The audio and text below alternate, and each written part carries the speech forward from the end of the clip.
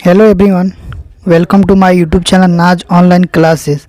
सो guys, आज हम पढ़ेंगे न्यू एनसीईआरटी बुक का क्लास 10 मैथ प्रश्नावली 4.3 प्रश्न संख्या दूसरा को जो दिया है निम्न प्रत्येक द्विघात समीकरण में k का ऐसा मान ज्ञात कीजिए कि उनके दो बराबर मूल हो।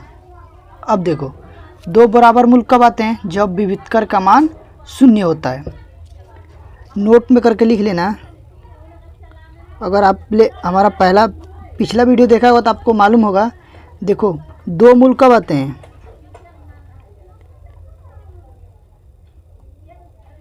दो मूल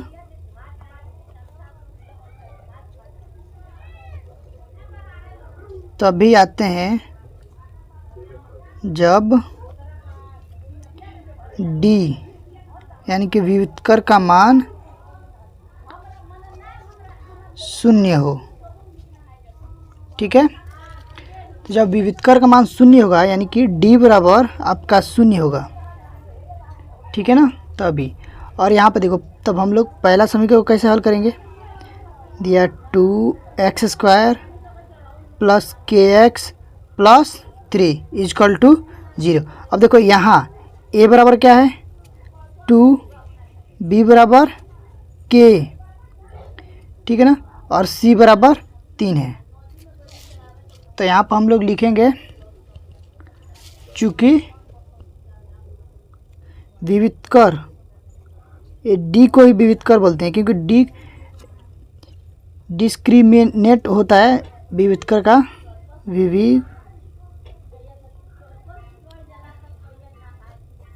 विविधकर मतलब यानी कि d, ये होता है आपका डिस्क्रिमिनेट।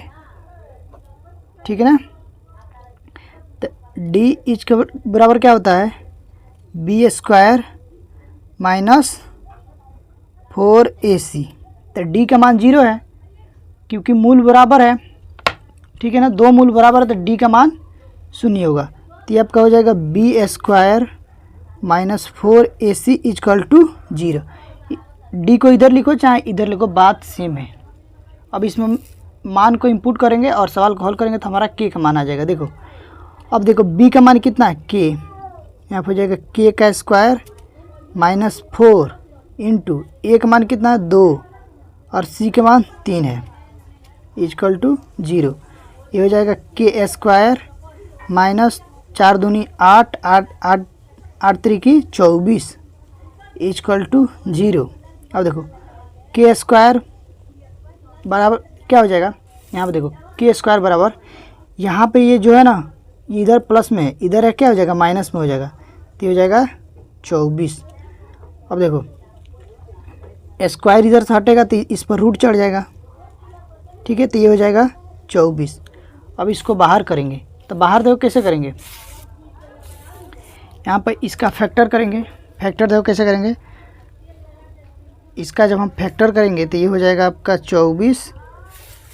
ठीक है, 2 बार में जाएगा 12, फिर 2 बार में जाएगा 6, फिर 2 बार में 3। अब देखो, जो जोड़ा लग जाता है वो बाहर निकल जाता है, जो जोड़ा नहीं लिखता वो अंदर रहेगा। तो ये आपका हो जाएगा k equal to under root, अगर ये 2 है तो 1 बाहर आ जाएगा और ये अंदर आएगा, तो 2 गुणे 3। तो k बराबर आपका हो जाएगा 2 अंडर रूट 3 दूना 6। तो ये आपका k का मान आ गया। ठीक है, ये पहला का आंसर आ गया। ठीक, वैसे ही दूसरा को करेंगे। देखो, दूसरा दिया है